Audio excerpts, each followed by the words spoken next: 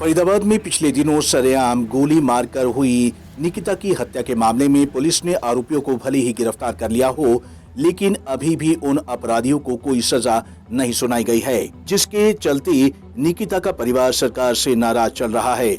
दरअसल परिवार का आरोप है कि निकिता की हत्या के बाद परिवार ने सरकार से 3 मांगे रखी थी, जिनको लेकर सरकार उस समय तो बातों को मानने को तैयार हो गई थी, लेकिन अब सरकार इन तीनों मांगों को मानने से मना कर रही है। सीएम साहब ने शुरू में ही हर तरह का आश्वासन दिया था और गुजर जी ने भी घर पे जाके हर तरह का आश्वासन दिया था, जो वीडियो रिकॉर्डेड है। लेकिन कल हम जाके मिले हैं और उनके जवाब से बिल्कुल भी संतुष्ट नहीं है। कोई भी ठोस आश्वासन उन्होंने हमें नहीं दिया और अभी भी आके कृष्णपाल गुर्जर जी ने कहा था 10 बजे मिलना, और उन्होंने बात नहीं करी है और वो चले गए हैं और हम इस सरकार से बिल्कुल निराश हो चुके हैं।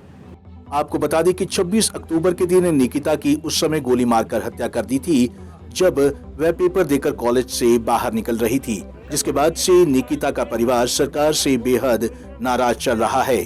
परिवार की मांग है कि सरकार उनकी जो 3 मांगे हैं उनको पूरा करे, जिसको लेकर निकिता का परिवार केंद्रीय राज्य मंत्री कृष्णपाल गुर्जर से मिलने पहुंचा। परिवार का कहना है कि जिस समय निकिता की हत्या हुई थी उस समय तमाम तरह के राजनीतिक दलों समेत सरकार ने भी तरह तरह के वादे किए थे, लेकिन अब तक कोई भी वादा पूरा नहीं हुआ। परिवार ने सरकार पर उन्हें धोखा देने का आरोप लगाया है और साफ तौर पर कहा है कि अब महापंचायत के माध्यम से एक रूपरेखा बनाई जाएगी। 15/1/2020 को कृष्णपाल मंत्री जी का मेरे पास फ़ोन आया था कि आपकी 18 तारीख को शाम को 7 बजे सीएम साहब से मुलाकात कराएंगे।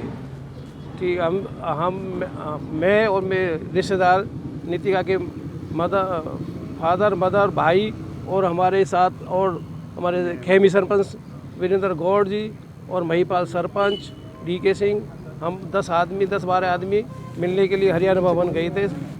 जब हमारे हरियाणा भवन पहुँचे तो हमारे से आध घंटे पहले ही हमारी 3 मांग थी उनसे। जब से नितिका का मर्डर हुआ उसके दूसरे दिन से हमारी 3 मांग थी मेन।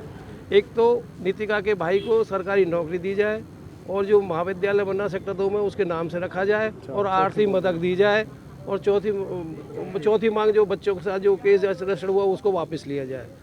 तो हमारे से पहुंचने से आध घंटे पहले सीएम साहब ने और मूलचंद मंत्री जी ने पहले कॉन्फ्रेंस करके घोषणा कर दी, जो सेक्टर 2 में महाविद्यालय बना वो सुषमा स्वराज के नाम पर रख दिया गया। तो सुना आपने, निकिता का परिवार अब भी दर-दर पर ठोकरें खाने को मजबूर है और अपनी मांगे मनवाने के लिए सरकार से गुहार लगा रहा है कि सरकार उनकी 3 मांगों को पूरा करे। अब देखना होगा कि आखिरकार कब निकिता के परिवार को इंसाफ मिल पाता है या फिर निकिता का परिवार ऐसे ही भटकता रहेगा। पंजाब केसरी टीवी चंडीगढ़ के लिए फरीदाबाद से सुधीर शर्मा की रिपोर्ट।